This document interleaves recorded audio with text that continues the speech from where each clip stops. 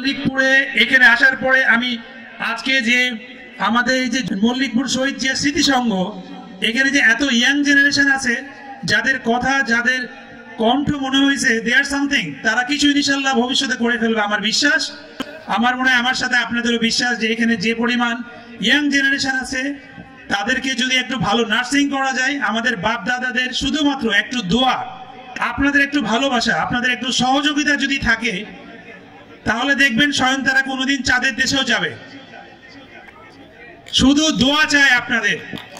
আজকে যারা বাপ চাচারা যারা বিভিন্ন স্টলে আছেন, যারা আশেপাশে আছেন, হয়তোবা কোনাকাঞ্চি থেকে শুনছেন, আপনারা যখন বাড়িতে ফিরে জায়নামাজে বসবেন বা মসজিদে বসবেন, শুধু দেশের মাটির জন্য, দেশের সন্তানদের জন্য আপনারা শুধু দোয়া করবেন, সাহস দিবেন যে বাবা তোমরা সত্যটাকে সত্য বলতে শিখো, মিথ্যাটাকে মিথ্যা বলতে শিখো, তাহলে আর স্বৈরাচার বলে কোনো শব্দ থাকবে না। আজকে স্বৈরাচার পতিত হয়েছে, আর যেন কোনো স্বৈরাচার উন্মোচন হওয়ার মতো বাংলার মাটিতে কেউ না আসতে পারে। এটার জন্য বাংলাদেশ জাতীয়তাবাদী দল, মূল দল, ছাত্র দল, যুব দল থেকে শ্রমিক দল থেকে সবাই কিন্তু এখন সোচ্চার। সে সন্তানদের জন্য আপনারা শুধু দোয়া করবেন, সাহস দিবেন যে বাবা তোমরা সত্যটাকে সত্য বলতে শিখো, মিথ্যাটাকে মিথ্যা বলতে শিখো, তাহলে আর স্বৈরাচার বলে কোনো শব্দ থাকবে না।